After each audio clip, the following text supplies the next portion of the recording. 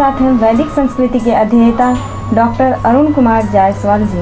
नमस्कार। नमस्कार। श्रीमद् भगवद गीता के 10वें अध्याय का 15वां श्लोक। स्वयमेवात्मनात्मानं वेत्थ त्वं पुरुषोत्तम भूत भावन भूतेश देवदेव जगत्पते। हे भूतों को उत्पन्न करने वाले, हे भूतों के ईश्वर, हे देवों के देव, हे जगत के स्वामी, हे पुरुषोत्तम, आप स्वयं ही अपने से अपने को जानते हैं। भगवान से यह क्यों कहते हैं कि आप स्वयं से ही स्वयं को जानते हैं? तो हम जैसे इंसान कैसे जाने आपको?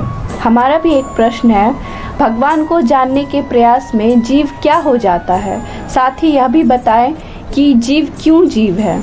हे परम पुरुष, हे जीवों के उद्गम, हे जीवों के स्वामी, हे देवों के देव, हे संसार के शासक, निश्चय ही आप स्वयं से स्वयं को जानते हैं। भगवान को लेकिन कोई ठीक से जान नहीं सकता, लेकिन हे भगवान आप स्वयं को जान सकते हैं। ऐसा करके अर्जुन भगवान के बारे में कहते हैं कि हम कैसे जाने आपको। यह अर्जुन की जिज्ञासा है। क्योंकि भगवान अनंत है, वही स्वयं को सम्यक प्रकार से जान सकते हैं, या फिर भगवान जिसको जना दे। इसलिए गोस्वामी तुलसीदास जी ने कहा, सो जानहि जेहि देव जनाई, जाना तुम ही हो जाई। वही जानता है जिसको आप जना दें, और जो जान जाता है तो फिर वह भी वही हो जाता है। आप में और उसमें फिर कोई भेद नहीं रह जाता है, वह फिर अलग नहीं रहता है। लेकिन जाने कैसे, यही बात है। और जानने के प्रयास में क्या होता है, इसमें जीव ईश्वर हो जाता है।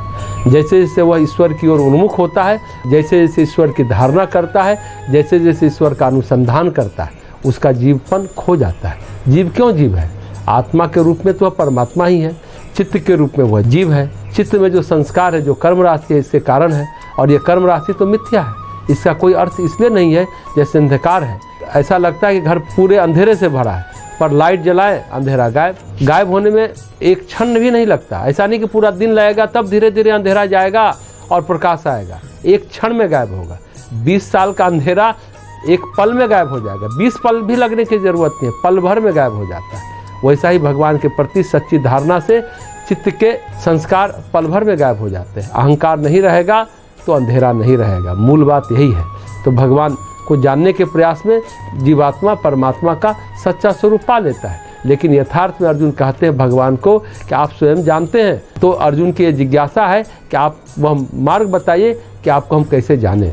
श्रीमद् भगवद गीता के 10वें अध्याय का 16वां श्लोक। वक्तुमर्हस्य शेषेण दिव्या ह्यात्मविभूतयः याभिर्विभूतिभिर्लोका निमास्त्वं व्याप्य तिष्ठसि।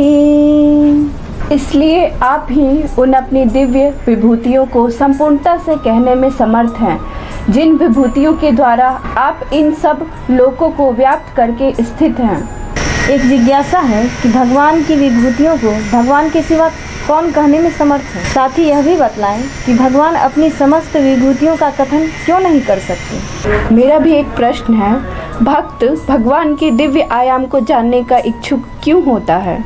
इस श्लोक में अर्जुन कहते हैं, निस्संदेह आपको अपनी विभूतियाँ बताना शोभा देता है, जिसके द्वारा आप इस जगत को परिपूरित करते हुए विद्यमान हैं।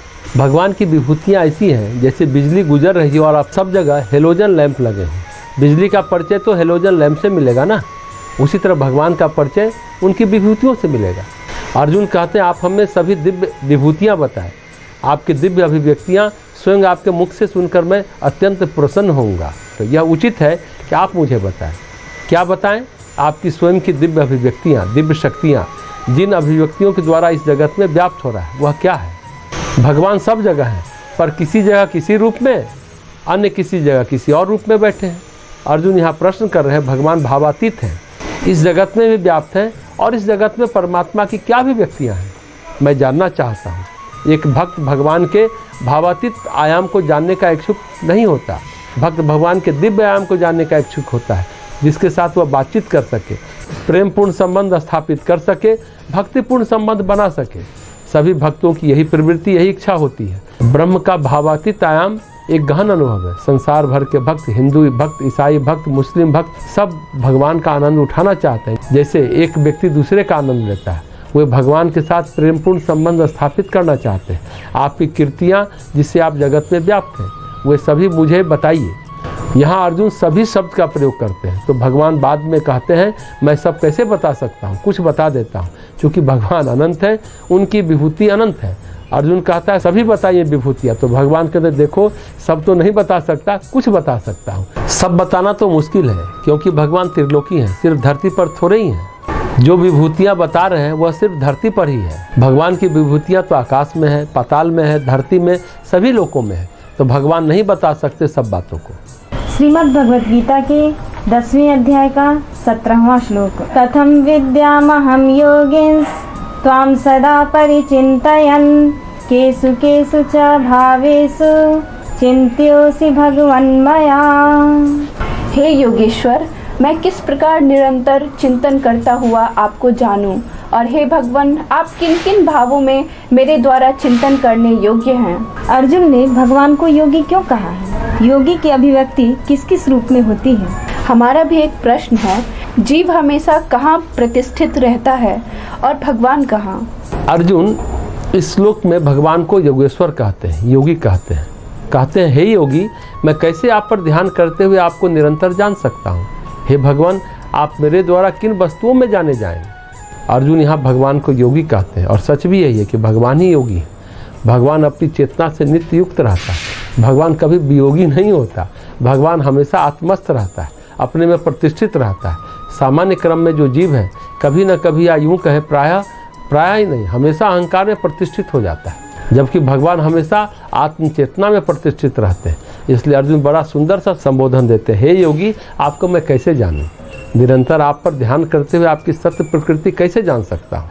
एक महत्वपूर्ण बात है, योगी जो करता है ना, योगी का जो प्रकाश दिखता है, योगी का जो कर्म दिखता है, योगी का जो चिंतन दिखता है, वही उसकी विभूतियाँ हैं। योगी तो अपने आप में होता ही नहीं है, वह अपनी आत्मचेतना के प्रकाश में स्थित है। उस प्रकाश की अभिव्यक्ति उसके विचारों में होती है, उसके भाव में होती है, या उसके कर्मों में होती है, या फिर उसकी कृपा में होती है, उसके आशीर्वाद में होती है। तो योगी जो कुछ करता है, जो व्यक्त होता है, वही उसकी विभूति है, यानी अभिव्यक्ति की शक्ति है। भगवान को योगेश्वर कहते हैं, महान योगी कहते हैं। यह अध्याय ही योग विभूति है। मैं आपकी सत्य प्रकृति कैसे जान सकता हूँ? अर्जुन पूछ रहे हैं। इस जगत में ऐसी कौन सी वस्तु है जिससे आपका चिंतन या धारणा कर सकता हूँ? क्योंकि समस्त जगत आपकी अभिव्यक्ति है। मुझे तो रूप बताइए जिनमें आपका ध्यान कर सकता हूँ। यह समस्त जगत भगवान की अभिव्यक्ति है, पर कहीं कहीं भगवान विशेष रूप से विद्यमान है।